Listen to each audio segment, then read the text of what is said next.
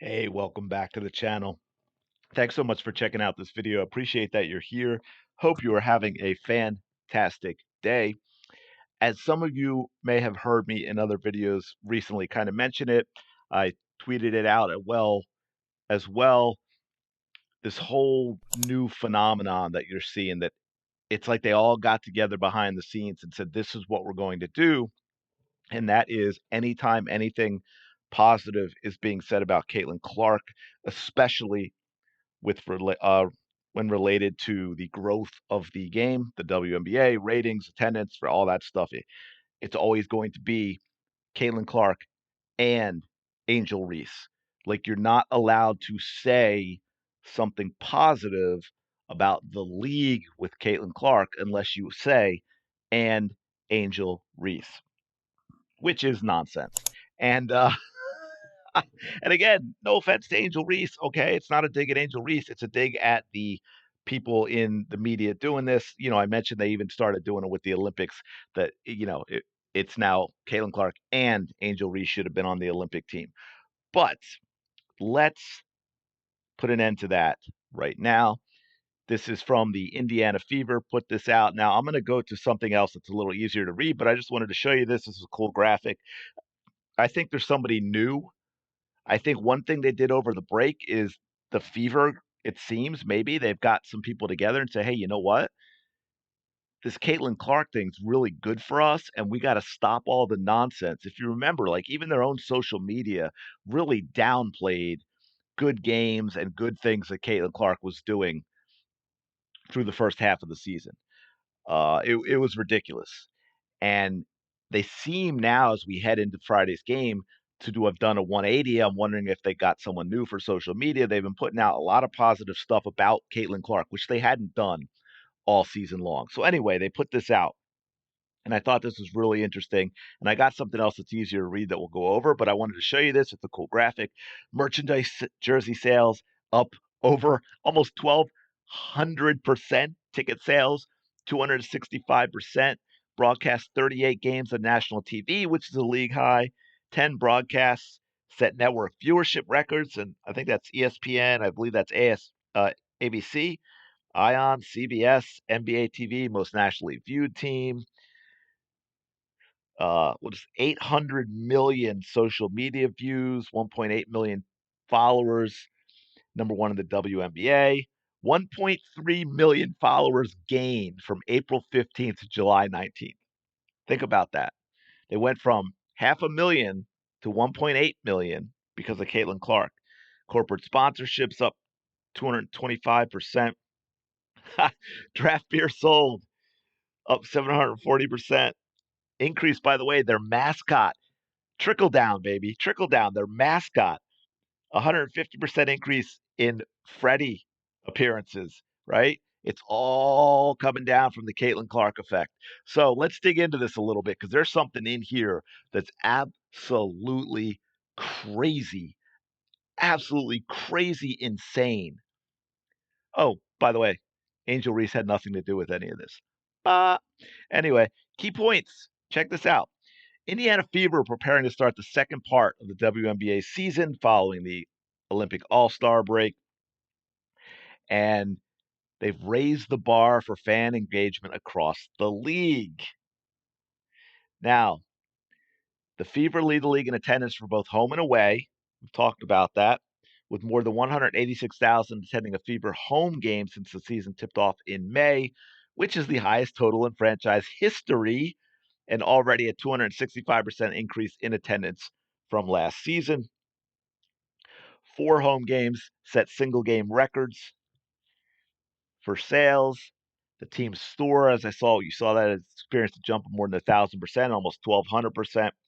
Now, by the way, I want to go back to the attendance for a second, because it didn't mention in here. As we all know, in 26 games, they set the attendance record, home and away combined, one team. They set the WNBA single season record already.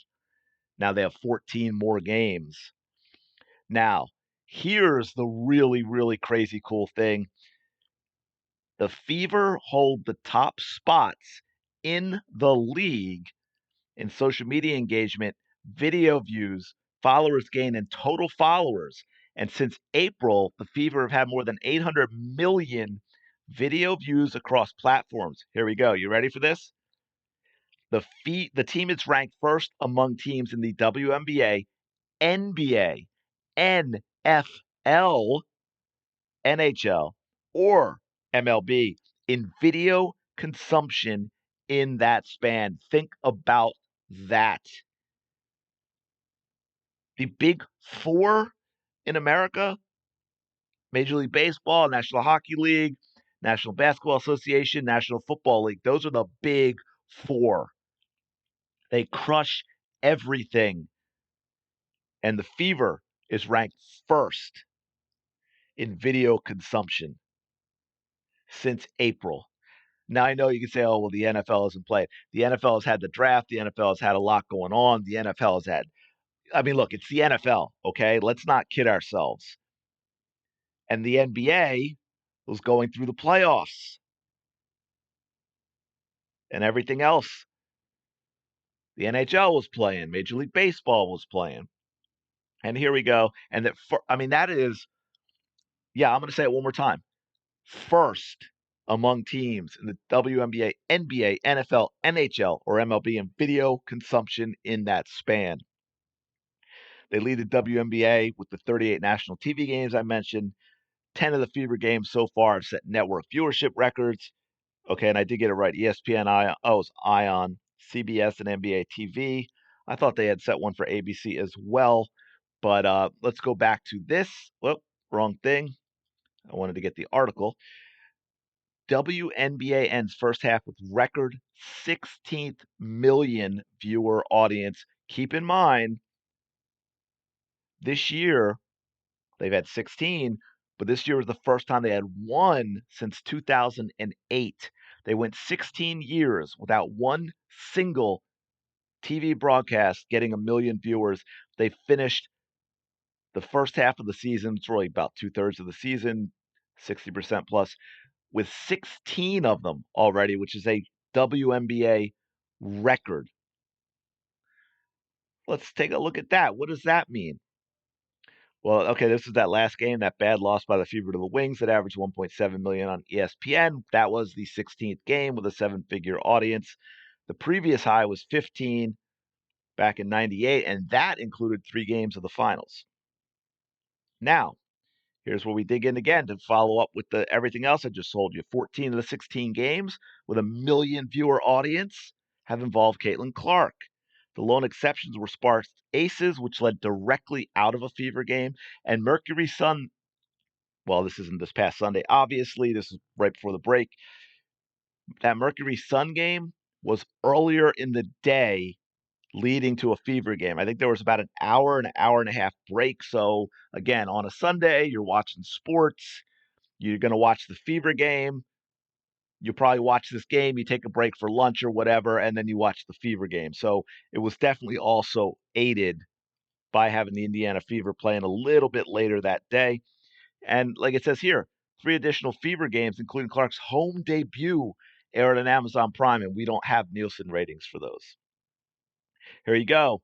Like I said, 2008. The last WNBA game to average a million viewers was Candace Parker's career debut in 2008.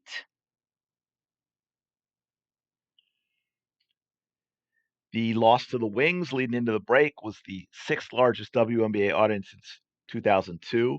The top 11 games over that span have involved Clark and the Fever. Top 11 games over that span have involved Clark and the Fever. And that is it. So I think we can safely say that everything about the attendance and the ratings and this explosion on social media and all of this WNBA interest is because of Caitlin Clark.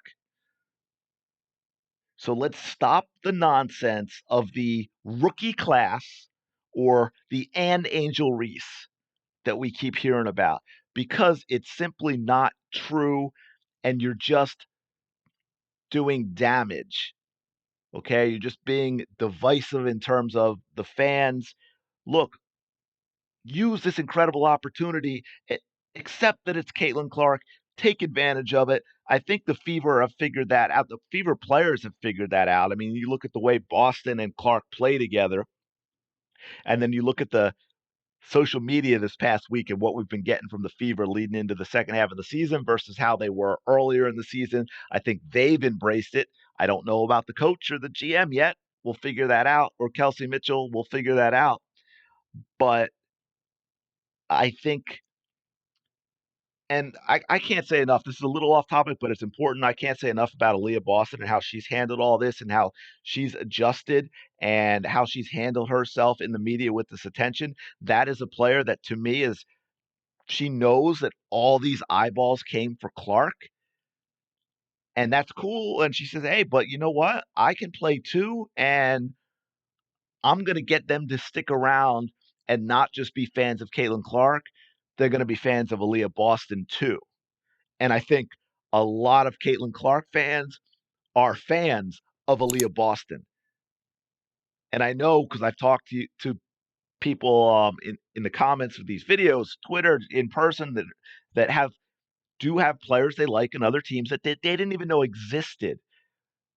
And if you stop all the nonsense, you get a lot more of that, and it'll be really, really good for the league.